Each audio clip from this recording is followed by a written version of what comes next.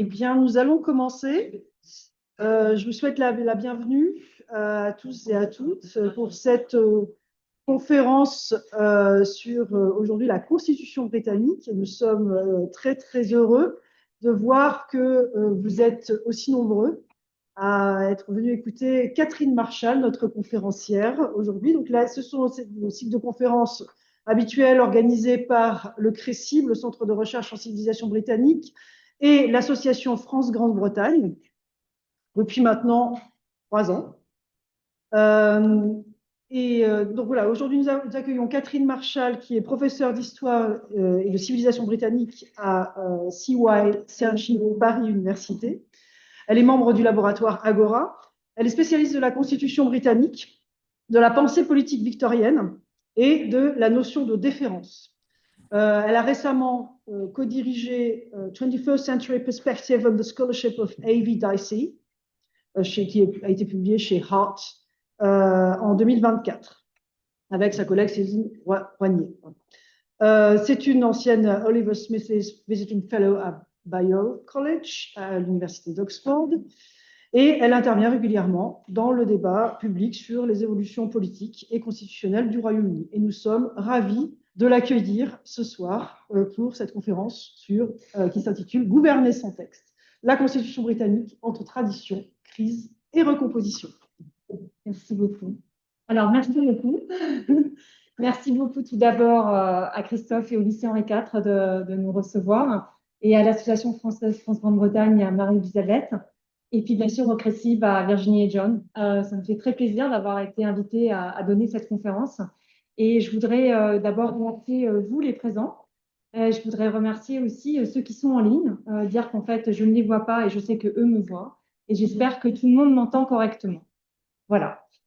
Alors, aujourd'hui, je voudrais parler de quelque chose qui n'existe pas en vrai, et du moins pas dans la façon dont les gens le pensent. Lorsque nous parlons de la Constitution britannique, la première chose à comprendre est qu'elle n'est pas ce que la plupart des gens dans les démocraties occidentales imaginent instinctivement lorsqu'ils entendent le mot Constitution. Alors, peut-être que pour commencer, et ce sera mon introduction, il serait bon de dire ce que la Constitution britannique n'est pas. Ça nous permettra ensuite de comprendre ce qu'elle est. Alors, la première chose, c'est qu'elle n'est pas un texte constitutionnel unique. C'est-à-dire qu'en fait, il n'existe pas de document constitutionnel au Royaume-Uni, pas de texte fondateur, pas de moment constitutionnel comparable à Philadelphie en 1787 ou à la France en 1958. Il n'y a pas d'article 1, pas de préambule solennel proclamant le pouvoir constituant. Si vous demandez à un citoyen britannique de vous montrer sa constitution, il ne pourrait pas vous remettre un document unique. Il vous dirait Magna Carta, 1215, il vous dirait Bill of Rights de 1789, d'autres vous parleraient du Parliament Act de 1900 ou peut-être même de celui de 1949. Les plus jeunes ici vous parleraient de Human Rights Act de 1998. Tous ces textes sont importants, mais aucun n'est la Constitution au sens où les Américains, ou nous les Français, nous l'entendons. Donc en fait, c'est surtout ce qu'on appelle un système constitutionnel aux sources dispersées. Alors, quelles sont ces sources constitutionnelles? Aujourd'hui, je vais vous en décrire 5. Jusqu'au Brexit, il y en avait 6, pardon. Et la première, bien sûr, ce sont les lois du Parlement. Donc, ce sont les Acts of Parliament, qui sont vraiment la chose la plus simple à se souvenir. La deuxième source, c'est ce qu'on appelle les sources de common law, donc les décisions judiciaires. Donc, ce système de common law, qui est le système juridique fondé principalement sur la jurisprudence. Et c'est l'élaboration progressive du droit depuis le Moyen-Âge. Donc, en français, on parle de droit coutumier, je préfère l'appeler common law. Puis, troisième source, les conventions politiques, qui sont des règles non écrites, et je vais passer beaucoup de temps là-dessus aujourd'hui. Enfin, les pratiques institutionnelles, c'est-à-dire le fonctionnement réel, donc je parlerai beaucoup de 3 et 4. Et puis, je parlerai finalement de ce creuset qui est la culture constitutionnelle, donc les habitudes du comportement, dans lesquelles en fait se vit cette constitution. Donc en fait, on le voit, il n'y a pas d'intégration dans un cadre juridique unique. Et bien entendu, pour ceux qui s'en souviennent, et je pense à certains de mes collègues en ligne qui en fait ont entendu ces choses-là, enfin qui l'enseignaient à l'époque, jusqu'en 2016, il fallait rajouter la législation européenne, et bien sûr, ce n'est plus le cas, mais là aussi, je vais y revenir. Donc du coup, la Constitution britannique n'est pas un texte constitutionnel unique. Il n'est pas non plus un système juridique contraint par les textes, mais il est, on va dire qu'il est historiquement, il s'est appuyé sur ce qu'on appelle donc les conventions. J'y reviens. La responsabilité politique, ce qui relève de la responsabilité ministérielle.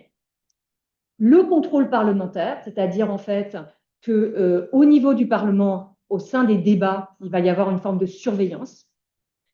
La démission, c'est-à-dire que quelqu'un qui aura de l'honneur personnel acceptera les conséquences politiques et démissionnera. Vous entendez les sourires déjà. Et bien sûr, la retenue, c'est-à-dire le fond d'imitation par les acteurs politiques. Je n'ai pas besoin de vous le dire, les deux derniers points font l'objet aujourd'hui d'une remise en question. Et vraiment, en fait, on peut le dire, si pendant une grande partie de son histoire, ces cinq points ont aidé la Constitution britannique à fonctionner, aujourd'hui, ils sont réellement en tension. Alors, on va dire qu'elle est une constitution comme culture. C'est-à-dire que c'est une culture constitutionnelle dans laquelle se vivent ces principes. Alors, c'est le politiste français Émile Douchny qui a dit cette phrase que j'aime beaucoup. Il appelle la Constitution britannique, donc c'était en 1895, il appelle cela un chemin qui marche. Et j'aime beaucoup ça parce que je pense que réellement, c'est ça, la Constitution britannique, c'est un chemin qui marche. C'est-à-dire vous le faites dans le cadre d'une culture constitutionnelle. Donc, vous comprenez pourquoi il m'est difficile de vous parler, de saisir ensemble cette Constitution britannique sans rentrer dans le détail. Alors, quelle sera la question centrale de cette conférence? La question, c'est que se passe-t-il lorsque cette culture constitutionnelle se creusait et mise sous tension? Et vous le comprenez bien, en fait, c'est ce qui s'est passé avec le Brexit. Donc, je vais revenir sur trois parties. La première, c'est rapidement vous dire, qu'est-ce que la Constitution britannique, quand même, revenir dessus. La deuxième partie, ce sera de comprendre la distinction entre constitution historique et constitution juridique, et surtout d'expliquer que le Brexit est venu mettre tout cela sous tension. Et puis, je reviendrai dans une troisième partie sur la politique constitutionnelle post-Brexit et ce qu'il s'est passé depuis 10 ans. Parce qu'en fait, il faut quand même le dire, cette question-là, c'est la question à laquelle le Royaume-Uni est confronté aujourd'hui, 10 ans après le Brexit, et suite à 10 années d'un psychodrame politique que nous avons tous vécu. Alors, je commence. Donc, d'abord, qu'est-ce que la Constitution britannique? Alors, pourquoi est-ce qu'elle est inhabituelle? On a dit souvent qu'elle est non écrite. Alors, je vous le dis pour vous, c'est trompeur, parce que beaucoup de ces éléments sont écrits. On l'a vu, les lois, les décisions judiciaires, les règlements intérieurs, les codes de conduite, les directives ministérielles, tout ça est écrit. Donc dire qu'elle n'est pas écrite, c'est assez trompeur au fond. Ce qui la rend inhabituelle, ce n'est pas l'absence d'écriture, mais c'est deux autres caractéristiques. La première, qui est donc l'absence d'un texte constitutionnel unique et qui fait autorité. C'est surtout ça qui est important. Donc ça veut dire que les règles constitutionnelles sont dispersées sur des centaines d'années de législation, de jurisprudence et de pratique, mais que finalement, comme je vous l'ai dit avant, on ne va pas le retrouver dans un code. Cela signifie qu'il n'y a pas de réponse claire à la question « qu'est-ce qu'il y a dans la Constitution ?» Les frontières sont très floues. Donc, est-ce que le Scotland Act de 1998, qui a mis en place la dévolution, est-ce que c'est une loi constitutionnelle? Je dirais oui. Mais est-ce que le Dangerous Act, Dogs Act de 1991, est-ce qu'il est une loi constitutionnelle? Probablement non. Mais finalement, tous les deux sont des lois du Parlement et ils ont le même statut juridique. Deuxièmement, et c'est ça qui la rend inhabituelle, c'est qu'il y a une absence d'une hiérarchie formelle des normes. Je viens de vous le dire, c'est-à-dire que la deuxième caractéristique, c'est que dans la plupart des systèmes constitutionnels, il existe une hiérarchie claire entre le droit constitutionnel qui se situe au-dessus du droit ordinaire. Les amendements constitutionnels nécessitent des procédures spéciales, c'est le cas par exemple en France. Les tribunaux peuvent annuler la législation en IDER qui entre en conflit avec la Constitution. Au Royaume-Uni, il n'existe pas une telle hiérarchie. Les lois du Parlement sont suprêmes. La Constitution n'est pas un droit supérieur, c'est simplement le droit qui régit la structure et le fonctionnement fondamentaux du gouvernement. Les fonctionnements. Alors, on le comprend, le principe organisateur, c'est la souveraineté parlementaire. Donc, c'est le centre de ce système fragmenté. Dans sa formulation classique, il faut bien sûr parler de A.D. Dicey, donc le constitutionnaliste victorien, qui, dans de fameux ouvrages The Law of the Constitution, écrit « Le Parlement a l'autorité juridique de faire ou de défaire toute loi, et aucune personne ou organe n'a le pouvoir juridique de passer outre ou d'annuler sa législation. » Tout est dit. Donc en fait, c'est vraiment...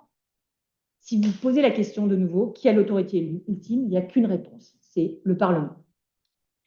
Alors, je dirais que c'est une doctrine juridique et pas une description politique. Ça, c'est important, une doctrine juridique et pas une description politique. Pourquoi? Parce que le Parlement n'exerce pas un pouvoir illimité. Juridiquement, il le pourrait, mais dans la réalité politique, ce n'est pas possible. Et on va expliquer pourquoi. Alors, pourquoi? Parce que donc, dans ce principe central de l'indivisibilité de la souveraineté, on peut dire l'unité de la souveraineté, cette unité n'est pas seulement juridique, elle est culturelle. C'est pour ça que je vous parle d'une culture constitutionnelle. En fait, quand je parle d'une culture constitutionnelle, je vous parle d'un creuset dans lequel, en fait, elle structure les comportements, elle fonde la déférence et elle donne sens aux conventions non écrites. Donc, on va y revenir. Alors, structure les comportements, fonde la déférence, donne sens aux conventions. Alors, il y a un point central, c'est qu'à partir de l'intégration européenne en 1973, et plus nettement encore après le traité de Maastricht en 1992 qui met en place l'Union européenne, cette indivisibilité de la souveraineté devient problématique. C'est-à-dire qu'en fait, vous le comprenez, en ayant rejoint l'Union européenne, puis ici en 1973, en fait, le Royaume-Uni n'a pas cessé d'être souverain en droit, mais il a cessé d'être souverain sans partage en pratique. Et cela a été consacré par une jurisprudence qu'on appelle Factortame en 91, qui a montré qu'il y avait une dissociation entre souveraineté formelle et autorité normative effective. Ce que je veux vous dire ici, c'est que cette dualité, donc avec la souveraineté du Parlement et le fait que finalement l'autorité interprétative de la Cour de justice de l'Union européenne soit devenue si importante, cette dualité a fragilisé l'unité symbolique de la Constitution historique. C'est pourquoi le Brexit de 2016 peut se comprendre comme la tentative de rétablir l'unité ou l'indivisibilité d'un principe que l'intégration européenne avait rendu pluraliste. C'est pour ça, en fait, que quelque part, on peut expliquer le Brexit avec le fait que ce désir de la souveraineté parlementaire était si important. Alors, le principe informel de cette souveraineté parlementaire, c'est que finalement, c'est quand même, il faut le dire, c'est qu'il n'y a pas de cour constitutionnelle, donc personne au-dessous. Il n'y a pas de déclaration des droits mise en œuvre par le juge. Et il n'y a pas de séparation formelle des pouvoirs, puisqu'il y a une fusion des pouvoirs, en particulier du pouvoir législatif et exécutif. Donc, on se retrouve, en fait, avec un système, en fait, dans lequel la Constitution britannique ne fonctionne pas par des règles rigides, mais par ce qu'on appelle la pratique et l'acceptation. Elle est diffuse plutôt qu'invisible, elle existe, elle est diffuse, elle est flexible plutôt que chaotique. Alors, la question que vous pourriez me poser, c'est si le Parlement peut tout faire, qu'est-ce qui l'empêche d'abolir les élections, de supprimer les libertés d'expression ou de passer outre les décisions judiciaires? Après tout, puisque finalement, juridiquement, ce serait possible. Et c'est là, en fait, que la souveraineté parlementaire est souvent mal comprise. Si le Parlement peut tout faire, il ne peut pas tout faire. En fait, et c'est l'importance de la distinction entre pouvoir juridique et pratique politique. Donc, la doctrine juridique va vous dire que finalement, le Parlement est souverain, d'accord? Les tribunaux doivent appliquer les lois du Parlement, même si elles entrent en conflit avec les droits fondamentaux ou les principes constitutionnels. Cette position a été réaffirmée dans 2 cas qui sont bien connus, qui sont le cas de Eyre versus Attorney General de 2005 et puis bien sûr le cas de Miller 1 de 2017. Donc dans ces 2 cas, dans le premier en particulier, en 2005, ce qui a été, les juges ont évoqué dans leur obiter dicta que l'idée que la souveraineté parlementaire pourrait théoriquement connaître des limites dans des circonstances extrêmes. Et puis le cas Miller 1 de 2017, donc c'est le fameux cas après le Brexit dans lequel la question était de savoir si le gouvernement pouvait déclencher le processus de sortie de l'Union européenne sans autorisation parlementaire, c'est-à-dire utiliser la prérogative royale. La Cour suprême a jugé dans Miller 1 que non, seul le Parlement pouvait autoriser une telle démarche. C'est pour ça que Theresa May a été obligée de repasser par le Parlement. Donc dans les 2 cas, 2005 et 2017, même lorsque certains juges ont suggéré que la doctrine de souveraineté pourrait en théorie évoluer, ils n'ont simplement pas écarté, ils n'ont pas revendiqué le pouvoir d'écarter une loi du Parlement. Donc, la hiérarchie devient claire. En droit, le dernier mot appartient toujours au Parlement. Mais on voit qu'il y a une petite possibilité, théoriquement, que les choses bougent. Alors, en pratique, en vrai, historiquement, la souveraineté parlementaire fonctionnait au sein d'un réseau dense de conventions, d'attentes politiques aussi. Et la doctrine juridique a coexisté, en fait, et coexisté avec une pratique politique qu'on appelle de retenue. C'est ce que le victorien Walter Bagehot appelait la déférence et qu'il décrivait dans son ouvrage The English Constitution, publié au XIXe siècle, dans la deuxième partie du XIXe siècle, en 1868. Alors, donc dans cette politique de retenue, par exemple, c'est quand même important, je peux vous donner un exemple. Le Parlement n'autoriserait pas normalement son pouvoir souverain pour abolir les droits fondamentaux. Le Parlement, par exemple, ne pourrait pas supprimer l'opposition. Il pourrait le faire juridiquement, mais jamais il ne le ferait, puisqu'il est tenu par un mode d'organisation. Alors, pourquoi pas? Parce que rien n'est juridiquement interdit, mais tout est dans le politiquement inacceptable ou pas. Vous voyez en fait que c'est quand même difficile, parce que ça veut dire que tout fonctionne sur le rôle essentiel des conventions. Alors, qu'est-ce qu'une convention? Alors, une convention, les conventions, ce sont les règles de comportement politique qui ne sont pas juridiquement exécutoires, mais qui sont traitées comme contraignantes par les acteurs politiques. Donc, vous le comprenez, en fait, cette souveraineté, elle est enchâssée dans une culture d'auto-limitation. C'est ce qu'on appelle au Royaume-Uni et qu'on a longtemps appelé the good job theory of government. Donc, ça savoir en fait une théorie du bon gouvernement sous-entendue par des personnes honorables. Donc, vous apprécierez ici que c'est only good chaps et pas des femmes. Mais bon, le gouvernement finalement et le Parlement avaient le pouvoir juridique de tout faire, mais les acteurs politiques acceptaient, et c'est très important, au sens de l'avoir internalisé. C'est-à-dire qu'ils s'auto-censuraient. Ils avaient internalisé qu'ils ne devaient pas faire tout ce qu'ils pouvaient faire juridiquement. Donc, c'est vraiment une culture de l'autocensure. Donc, cette double nature de la souveraineté, donc souveraineté parlementaire et culture d'autolimitation, elle est fondamentale. Parce que d'une part, elle permet flexibilité et adaptabilité démocratique, et ensuite, elle est fondée sur quelque chose de très britannique, le bon sens, common sense. John, tu vois à quoi je fais référence. Alors, ça veut dire qu'en fait, sa force est aussi sa vulnérabilité. Vous le comprenez, puisque finalement, c'est une culture de retenue. Alors, C'est pour ça qu'on dit que c'est un système fondé sur la confiance. Et qu'est-ce que j'entends par confiance? J'entends un système qui suppose que les acteurs politiques respecteront les normes, même sans contrainte juridique. Alors, je vois quelques sourires.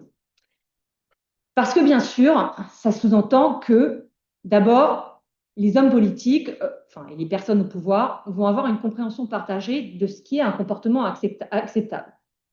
Ça veut dire que les acteurs politiques vont avoir, pardon, pour cette raison, un système de valeurs morales communes, ce qui, de nos jours, pose problème. Cela veut aussi dire qu'il va y avoir des sanctions réputationnelles, c'est-à-dire que si vous vous comportez assez mal, il y aura une critique publique. Encore faut-il que tout le monde soit d'accord que cette critique soit fondée sur des valeurs morales communes.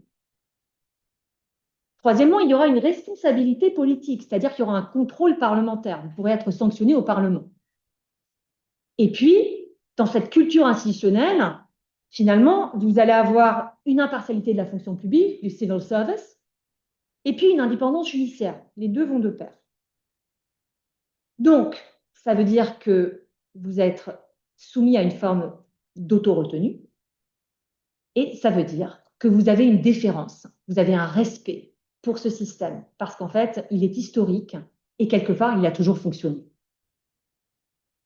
Alors, les mécanismes de responsabilité, on les connaît, ils sont le débat parlementaire, c'est-à-dire que dans les débats parlementaires, finalement, cette confiance va s'instaurer. Ça veut dire aussi que si quelqu'un ne suit pas sa responsabilité, il sera forcé à démissionner. Il y aura une critique publique par les médias et la société civile, ça veut dire en fait vraiment un usage très fort des médias pour en fait faire imposer la responsabilité. Et bien sûr, en dernier recours, puisque ce sera le cas, il y aura en fait des conséquences électorales si jamais vous vous êtes mal comporté. Alors vous voyez ici, les tribunaux jouent un rôle, mais il est limité. Alors vous allez me dire, mais quand est-ce que ce système fonctionnait? Alors il a fonctionné une grande partie du XXe siècle, c'est-à-dire qu'il existait un consensus constitutionnel relativement stable. Alors, je ne suis pas en train de vous dire qu'il n'y avait pas de controverse constitutionnelle, pas du tout. Mais les débats se déroulaient dans un cadre partagé de compréhension constitutionnelle et il était fondé sur des valeurs communes qui, en fait, ont vraiment perduré au moins jusqu'aux années 60. Alors, le problème aujourd'hui, c'est la vulnérabilité de la confiance. C'est-à-dire que dans un système comme le système dans lequel le Royaume-Uni et dans lequel nous vivons aujourd'hui, vous avez peu de garanties dans une culture de retenue si finalement les acteurs ne partagent pas les mêmes valeurs morales. Alors, ce n'est pas pour rien que je vous mets la photo de Boris Johnson. C'est parce que se passe-t-il lorsque les conventions ne sont plus respectées? Par exemple, au hasard, que faire si un Premier ministre refuse de démissionner alors qu'il est établi qu'il a induit le Parlement en erreur, comme ce fut le cas avec Boris Johnson en 2022? Je ne vais pas réellement rentrer dans les détails parce que on pourra en parler pendant les questions, mais vous savez que Boris Johnson a quand même on va dire en fait une situation complexe une relation complexe avec la vérité. Et que dans le système britannique, il a omis de dire la vérité au Parlement, en particulier autour de ce qui représentait le Partygate, donc les fameuses soirées qui ont eu lieu à Downing Street au moment du confinement, mais aussi parce qu'il a voulu soutenir l'un de ses amis, Owen Paterson, qui était accusé de lobbying. Et donc, en fait, on peut dire qu'il a délibérément induit la Chambre des communes en erreur. Donc, dans le système historique habituel, un Premier ministre qui aurait induit la Chambre en erreur, aurait été tenu par sa rigueur morale, aurait été tenu et aurait démissionné. Or, Boris Johnson ne l'a pas fait. Et il n'a été contraint à la démission, donc ce fameux jour de juillet, que parce qu'entre le 5 et le 7 juillet 2022, je ne sais pas si vous vous en souvenez, mais 60 membres de son gouvernement ont démissionné. C'est uniquement parce que 60 membres du gouvernement ont démissionné qu'il a été contraint à partir. Donc, en ce sens, on peut dire que, après beaucoup d'hésitations, 60 membres de son gouvernement se sont découvert une vertu constitutionnelle de dernière minute. Et donc, ce cas est très révélateur. Il est révélateur parce que les tribunaux ne sont pas intervenus. Ce n'est pas un mécanisme juridictionnel qui a contraint Boris Johnson à la démission. Ce sont des mécanismes de pression au sein de son parti. Bon, vous le voyez, c'était un peu tardif, hein. Mais autrement dit, lorsque les conventions sont ignorées, la réponse reste essentiellement politique. Cela montre à quel point la Constitution britannique demeure dépendante de cette culture de retenue et d'acceptation des limites. Mais en vérité, et c'est ce dont je veux vous parler, en vrai, ce dont on parle ici, c'est de la tension. Donc, c'est cette tension qu'évoque The Economist en 2019, entre ce qu'on appelle la Constitution historique, c'est la Constitution de Burke, de Badgett, de Dicey, et la Constitution juridique, celle qui voit le jour à partir des années 1960. Et cette tension entre Constitution historique et Constitution juridique s'est réellement révélée sous les projecteurs du Brexit. Donc, c'est ma deuxième partie, Constitution historique, Constitution juridique. Alors, d'abord, la Constitution historique. Alors, c'est dans la tradition de Dicey, c'est la Constitution où le Parlement est souverain. D'accord ? Une loi postérieure contredit et abroge ce qu'on appelle une loi antérieure, ce qu'on appelle the implied repeal. Donc, cette Constitution historique, elle a 4 caractéristiques clés. La première, c'est qu'elle est évolutive et coutumière. C'est la fameuse Constitution de Burke qui parle du partenariat entre les morts, les vivants et ceux qui ne sont pas encore nés. C'est en fait une constitution de la coutume qui est prescriptive, c'est celle de la longévité. Donc Burke, fin 18e. C'est une constitution qui repose sur les conventions comme étant centrales. Donc là, bien sûr, je pense à Dicey au 19e, et je pense aussi à Badgett, bien sûr. C'est une constitution qui voit le Parlement comme forum politique, puisque c'est de government by discussion. Donc là, je pense à Badgett. Et puis, c'est une convention dans laquelle les mécanismes politiques de responsabilité déjà cités fonctionnent. Donc, les questions, le débat parlementaire, les contrôles par les commissions spécialisées, la responsabilité ministérielle, etc. Donc, en fait, ce que vous avez là, c'est la force. Et les forces, c'est la flexibilité et l'adaptabilité de la Constitution. Mais vous le comprenez, si ce modèle a bien fonctionné, jusque dans les années 1960, il dépend réellement de la bonne foi des personnes qui fonctionnent dans cette constitution. Une fois que les constitutions sont traitées comme optionnelles, c'est le cas avec Boris Johnson, mais aussi avec Liz Truss, donc septembre-octobre 2022. Une fois que les acteurs politiques poussent les limites de ce pouvoir, eh bien en fait, la constitution historique n'offre plus beaucoup de défense. Alors, la constitution juridique, elle s'est créée parallèlement à la constitution historique. Et elle se crée en fait depuis les années 60 avec ce qu'on appelle, alors en français on appelle ça contrôle juridictionnel, moi je préfère parler de judicial review, donc britannique. Alors, qu'est-ce que ça veut dire? Ça veut dire qu'en fait, la constitution juridique, dès les années 60, va mettre l'accent sur la légalité et l'état de droit. Donc, c'est une constitution, cette constitution juridique, qui est la constitution des tribunaux, des droits et du raisonnement juridique. Elle ne cherche pas à contraindre le pouvoir par le droit. Elle cherche à contraindre le pouvoir par le droit. C'est le cas. Donc, avec le Judicial Review, ce que vous avez, c'est que les tribunaux ont commencé à articuler et à faire respecter les principes constitutionnels. Donc, vous avez 3 affaires marquantes, donc Anemestic en 1969, GCHQ en 85 et Fire Brigade Union en 1995, qui en fait, eux 3, donc le premier rapidement, donc c'est pour vous dire le premier Anemestic, donc les tribunaux vont renforcer leur capacité à contrôler l'administration, même face à une tentative explicite d'immunisation législative, donc c'est un cas important.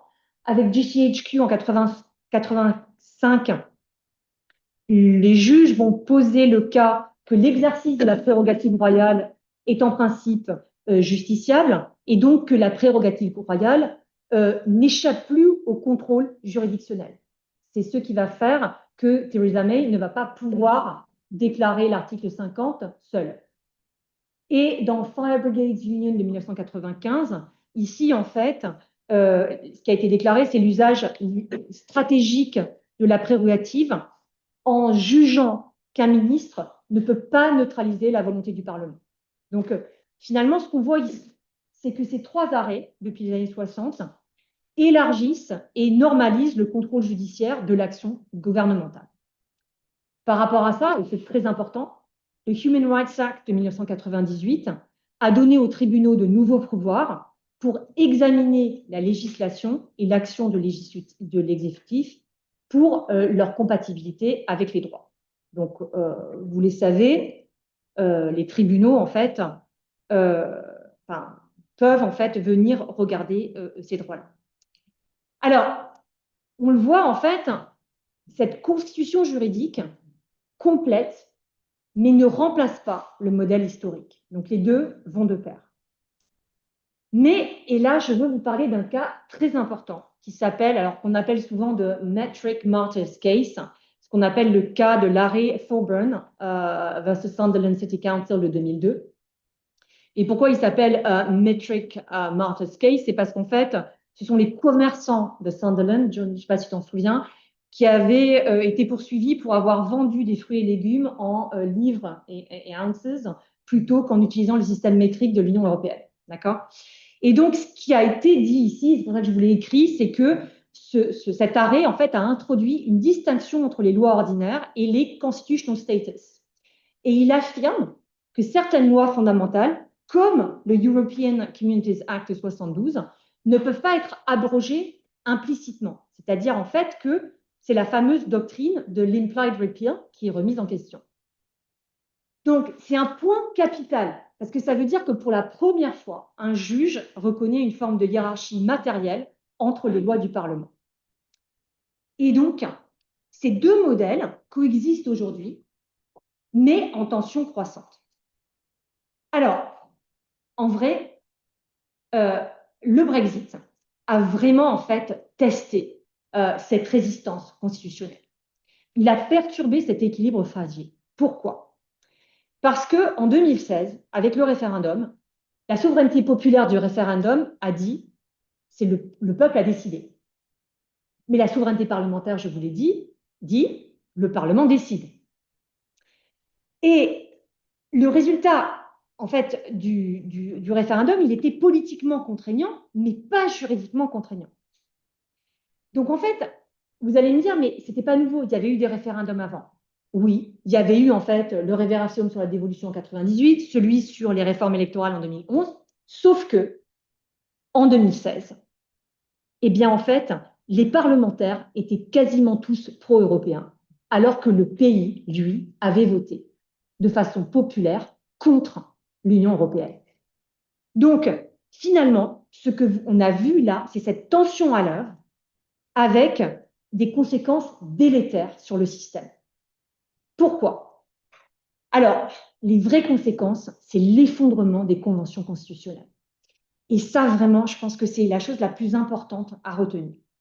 C'est-à-dire qu'en fait, si on prend le cas, par exemple, de Boris Johnson qui a refusé de démissionner, mais je peux vous donner un autre cas, celui de Priti Patel en 2020, qui était ministre de l'Intérieur, qui enfreint le code ministériel en matière de harcèlement et qui refuse de démissionner. En temps normal, elle aurait été obligée de démissionner. Elle ne le fait pas parce qu'elle considère que finalement, elle n'a pas à le faire. Et puis, ça amène, donc vous allez imaginer une flèche. Finalement, la responsabilité ministérielle est entachée. Puis, vous avez l'érosion du contrôle parlementaire. Donc, on le voit avec le gouvernement de Theresa May.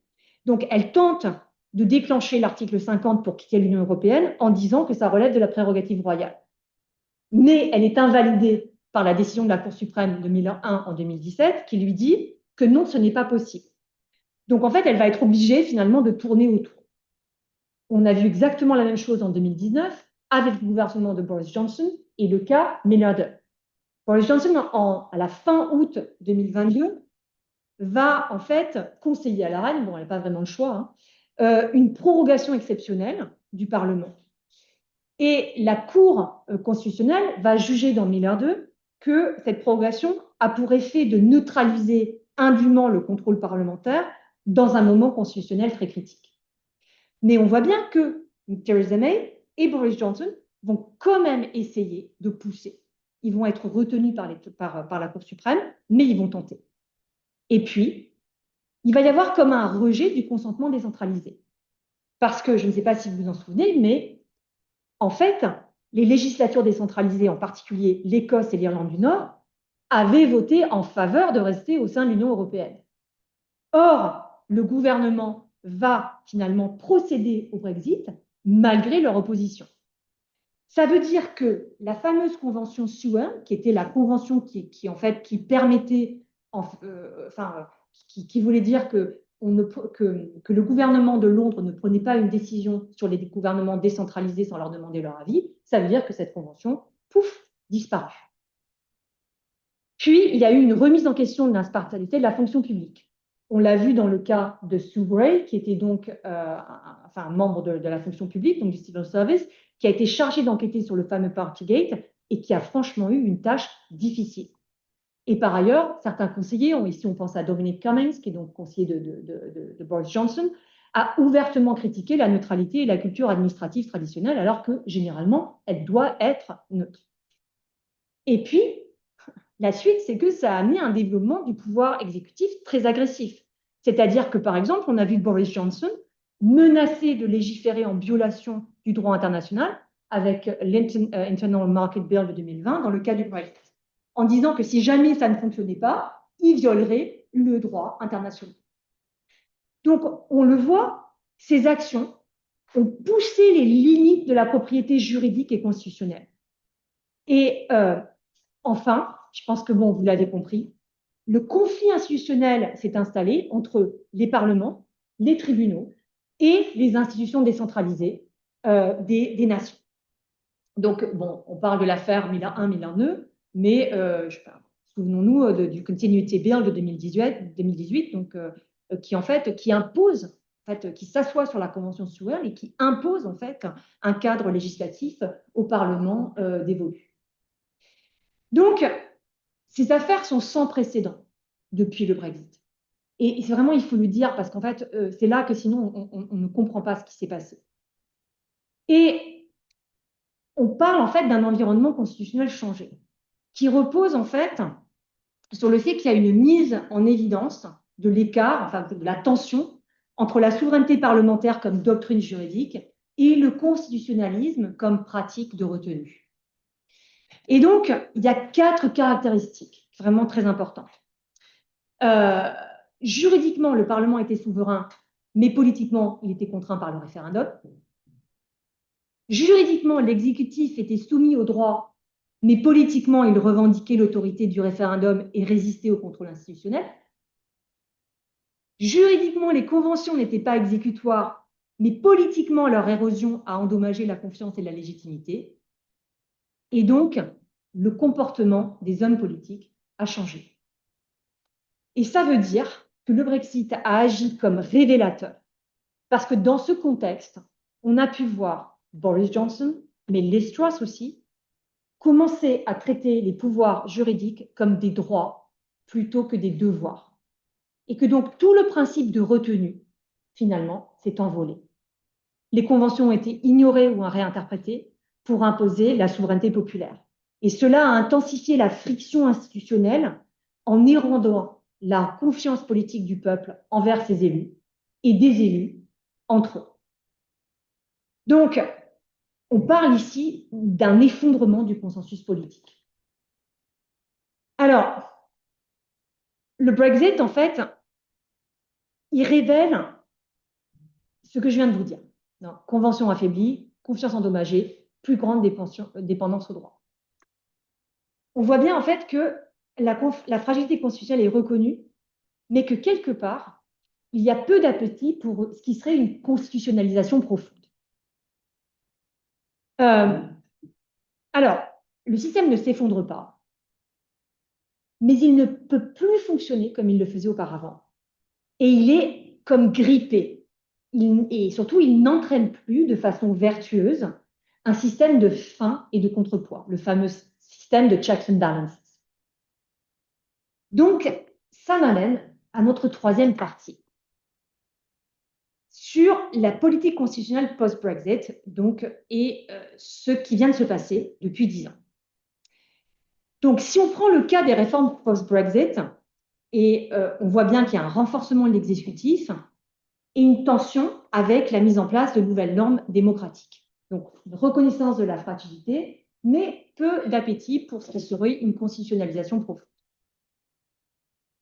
Alors, je vais en fait vous parler. Je me suis perdue, pardon. Non, voilà. C'est bien, ça je vous l'ai dit. Alors, l'affirmation renforcée de l'exécutif, c'est important de revenir peut-être un petit peu dessus rapidement. C'est parce qu'en fait, ce qui s'est passé, c'est que l'exécutif a commencé en fait à résister à des surveillances indépendantes. Donc, il a commencé en fait à critiquer les décisions judiciaires, on l'a vu. Il a aussi fait des efforts pour limiter le contrôle juridictionnel. Ce qui veut dire aussi qu'il a tenté de centraliser le pouvoir. On le voit en particulier avec la mainmise sur les législations décentralisées.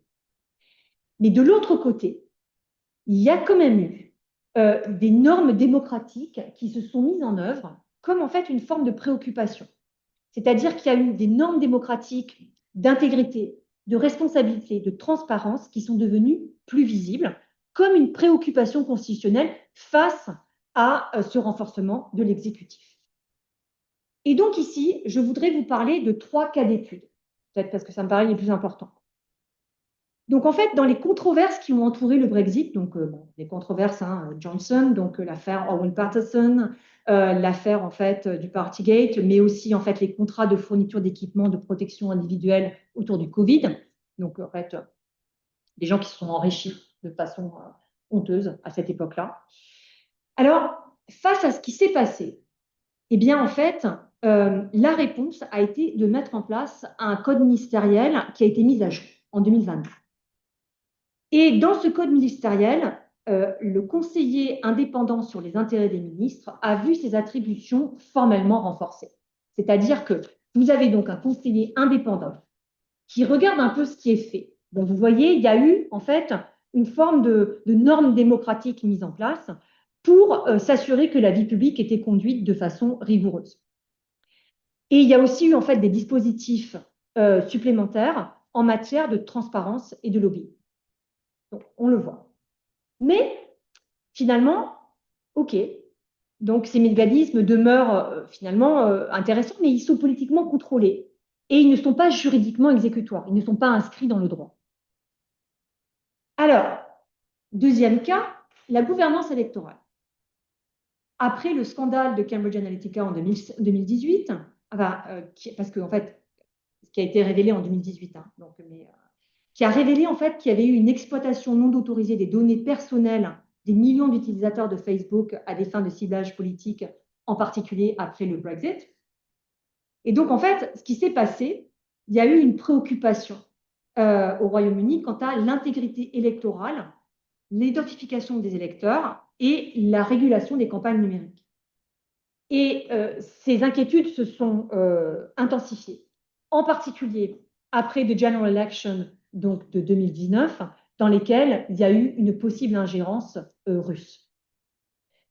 Donc, il y a eu un rapport, the Intelligence and Security Committee of Parliament, qui a été publié en 2020 et qui a amené en fait à plusieurs réformes électorales. La première qui est the Elections Act 2022, donc qui oblige d'identifier les électeurs et qui a modifié le cadre de supervision de la commission électorale. Et puis le très connu Online Safety Act de 2023, qui en fait cherche à encadrer la désinformation et certains contenus jugés nuisibles en ligne. Donc c'est une loi très importante. Donc ces mesures, vous le voyez, répondent à des préoccupations réelles, mais elles demeurent politiquement controversées. Pourquoi? Alors, d'abord, l'identification des électeurs, c'est un bon exemple. Présentée par le gouvernement comme un instrument de prévention de la fraude, elle est quand même critiquée par ses opposants comme susceptible de restreindre la participation, notamment parmi les électeurs les plus vulnérables. Dans le cas de la supervision de la commission électorale, c'est un autre point sensible, l'extension des pouvoirs d'orientation stratégique du gouvernement à son égard a suscité des inquiétudes quant au respect de son indépendance institutionnelle. Et enfin, dans la régulation des campagnes numériques et de désinformation, il y a eu une tension structurelle entre, d'un côté, l'impératif de sécurité démocratique et de l'autre, la protection de la liberté d'expression. Troisième cas d'étude, la dévolution. Je vous en ai parlé. Le Brexit a nettement accentué les tensions entre Westminster et les gouvernements décentralisés. On l'a dit, la convention Sewell, selon laquelle le Parlement britannique ne légifère pas normalement dans les domaines dévolus sans consentement, cette convention a été oubliée. D'accord? Donc, en fait, le problème, c'est qu'il y a quand même une forme de tension. C'est que quand vous êtes en fait le gouvernement écossais et que on vous a dit qu'il fallait rester au sein du Royaume-Uni et ne pas devenir indépendant parce que vous alliez rester au sein de l'Union européenne, et qu'en quelques années plus tard, vous vous retrouverez à sortir de l'Union européenne alors que vous ne l'avez pas demandé, vous comprenez en fait leur petit sentiment de frustration, on va dire. Et donc, en fait, cette tension, elle a amené à de nouvelles structures de coopération. C'est-à-dire que le gouvernement, depuis 2022, a mis en place en fait, ce qu'on appelle des mécanismes qui visent à améliorer le dialogue, la coordination et la gestion des différends. La vérité, c'est que Westminster conserve l'autorité ultime, que la convention Sewell reste une convention politique et qu'elle n'est pas juridiquement contraignante. Donc, autrement dit, vous le voyez, en fait, il y a eu une réparation prudente et progressive, mais il n'y a pas de transformation structurelle qui viendrait réellement, de façon constitutionnelle, imposer au Parlement des transformations. Le Royaume-Uni reste ce qu'on appelle a Union State, un État fondé sur une union de nations, avec une souveraineté parlementaire absolue. C'est un système hybride et instable, ni vraiment fédéral, ni vraiment unitaire au sens propre. Alors, qu'est-ce que cela signifie pour la Constitution britannique aujourd'hui? Alors, je parle d'un entre-deux. Parce que d'un côté, vous avez une constitution historique qui ne commande plus la même obéissance, et de l'autre côté, vous avez une constitution juridique qui s'est développée mais de manière inégale et qui est souvent défensive. Et cela nous laisse avec une question totalement non résolue. Le Royaume-Uni évolue-t-il vers une constitution plus formalisée ou tente-t-il de raviver un système normatif sans reconstruire les fondements de confiance qui le soutenaient autrefois? Alors, je vais tenter de répondre à ma question.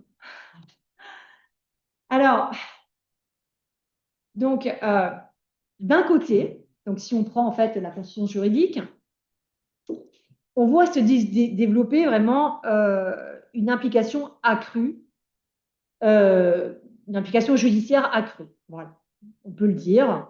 On peut dire qu'il y a des arbitrages constitutionnels par la multiplication des cadres statutaires, qu'il y a la codification de certaines conventions et qu'on observe un discours constitutionnel de plus en plus structuré autour des droits. Donc, depuis le Judicial Review de la fin des années 60, mais qui vient surtout, en fait, aussi après les années 70. Alors, oui, c'est vrai. Mais, de l'autre côté, une lecture opposée insiste sur la résilience de la Constitution historique. Une résilience parce que finalement, il y a une résistance aux limites judiciaires. On l'a vu, on le voit en fait dans les 10 dernières années. Il y a une réaffirmation de la souveraineté parlementaire, on le voit aussi avec le Brexit. Il y a en fait un désir de préférence maintenue pour la responsabilité politique plutôt que pour la contrainte juridique. Et puis, on voit bien qu'avec le Brexit, il y a des ajustements progressifs, pragmatiques et réversibles. Donc en fait, dans la réalité, eh bien, on peut dire que le Royaume-Uni est coincé entre les deux, incapable de s'engager pleinement. Donc, coincé entre constitution juridique et constitution historique. Alors, il est temps de conclure ensemble Et donc, je vais prendre un petit peu plus de temps, si vous me permettez. Un de mes collègues américains que j'aime beaucoup me disait qu'une constitution non codifiée est bien plus difficile à briser qu'une constitution écrite. Il parlait de la sienne. Car il est toujours plus difficile, me disait-il, de rompre avec un compagnon de longue date que de divorcer en bonne et due forme avec des règles connues. J'ai trouvé que c'était une analogie assez juste et qui m'a beaucoup parlé. Et c'est un peu comme ça que j'ai écrit cette conférence. Donc finalement, gouverner sans texte, on peut le voir, la Constitution britannique a toujours évolué précisément par les tensions internes à l'œuvre. C'est une constitution de pratique, d'adaptation et de pragmatisme. Elle a survécu à la guerre, aux guerres civiles, aux révolutions, à l'Empire, à la décolonisation, aux guerres mondiales, à la transformation économique. Je vous dirai aussi, et je pense que John ne me dira pas l'inverse, qu'elle a su se réinventer et aussi transformer des moments peu glorieux en des moments triomphants, souvent. Et je vous dirai aussi que le Brexit a intensifié la tension constitutionnelle sans la résoudre. Alors, on le voit dans un grand nombre de textes qui ont été publiés depuis, donc le fameux texte Vernon Bogdanor Beyond Brexit, Towards a British Constitution, qui lui demande finalement une constitution codifiée, mais d'autres textes, comme celui de Andrew Blake, Stretching the Constitution, donc the Brexit Shock in Historic Perspective, le très beau texte de UK Constitution After Miller, donc qui est vraiment sur les cas Miller 1 et 2, et puis en France, le beau texte de notre collègue Aurélien Antoine, le Brexit, une histoire anglaise. Donc, bon, je pourrais vous en citer plein d'autres. J'ai choisi ceux-là parce que je pense que c'est ceux qui pourraient vous intéresser le plus. Alors, je termine en faisant un récapitulatif. Bon, alors, ce que le Brexit nous a appris face à cette constitution. Donc, il y a 5 leçons clés, je dirais. Le problème, c'est que c'est un système fragile parce qu'il est fondé sur la confiance et il dépend un peu trop de la bonne foi et du respect mutuel. Et quand vous avez un Boris Johnson qui a une relation compliquée avec la BNP, ou vous avez une Liz Truss qui est une idéologue libertarienne, on voit bien combien le système est franchement soumis à rude épreuve. Deuxièmement, on voit qu'il y a un écart entre pouvoir juridique et pratique politique. Donc là, je ne vais pas vous le redire, mais je pense que vous l'avez compris. Troisièmement, vous voyez les limites des conventions qui ont peu de défense quand elles ne sont pas respectées. C'est-à-dire qu'on voit bien qu'on ne peut pas les entériner, en fait. Quatrièmement, il y a un tournant défensif vers le droit, avec des tribunaux beaucoup plus politiquement visibles et des décisions qui sont maintenant contestées aussi par le gouvernement. Et puis, il y a une reconnaissance qu'il y a un problème, mais sans transformation. C'est-à-dire, il y a des réformes prudentes, mais elles sont réversibles. Donc finalement, la situation actuelle, c'est vraiment gouverner sans texte reste possible, mais n'est plus sans effort, je dirais. Alors, c'est laborieux, en vrai. Donc il y a une question ouverte qui est, le Royaume-Uni peut-il reconstruire la culture constitutionnelle qui soutenait le système, ou évoluera-t-il vers une constitution plus juridicisée et codifiée? Alors, la réponse n'est pas encore claire. Nous sommes dedans. Ce qui est clair, en revanche, c'est que la Constitution britannique est à un carrefour critique. Et à mon sens, la Constitution britannique a toujours été fondamentalement une expérience de gouvernement par la culture plutôt que par le code. Et ici, bien sûr, je pense à Montesquieu. C'est aussi, en fait, une expérience par la confiance plutôt que par le texte. Et ici, je pense à Walter Bagehot. Et puis, une expérience de la convention plutôt que par la contrainte juridique. Et ici, je pense à Dicey. Le problème reste que l'imagination constitutionnelle moderne doit naviguer entre la liberté et la déférence, tout en maintenant une identité collective mise à l'épreuve par la montée de l'individualisme et des revendications de droit. Cette expérience se poursuit. Mais le Brexit a rappelé que la culture constitutionnelle n'est ni automatique ni autosuffisante. Elle dépend d'un engagement partagé envers des principes de retenue et de responsabilité. Elle dépend d'un imaginaire constitutionnel commun et de valeurs communes qui ont bien du mal à exister aujourd'hui. Donc, gouverner sans texte est possible, je vous dis oui, mais il suppose une discipline institutionnelle et une conscience aiguë des limites politiques du pouvoir. Et sans cette disposition à l'autolimitation, les conventions se fragilisent. Avec elles, un ordre constitutionnel fascinant, insulaire, sans texte, unique, peut continuer à fonctionner de manière stable et crédible pour notre plus grand intérêt. Je vous remercie.